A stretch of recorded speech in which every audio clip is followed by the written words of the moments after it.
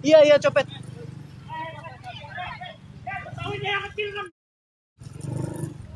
Udah, telepon yang berpihak, telepon yang berpihak.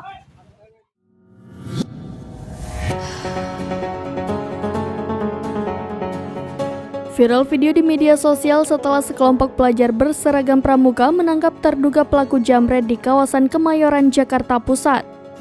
Aksi heroik para pelajar tersebut terekam kamera yang diunggah oleh akun Instagram @merekamjakarta yang terjadi pada Minggu 11 Juni 2023.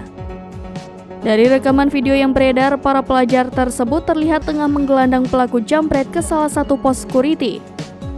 Terkait hal ini, Kapolsek Kemayoran Kompol Ardiansyah menerangkan, kejadian bermula saat kelompok pelajar mendengar teriakan dari korban.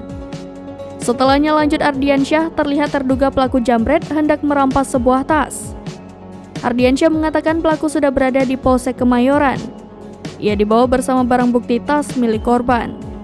Saat ini pelaku yang belum dibeberkan identitasnya itu sedang menjalani pemeriksaan intensif. Tadi itu tas ibu. Oke. Semuanya diamnya satu suara aja.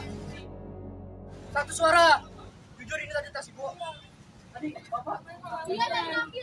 Nih, gua ketangkep jamret.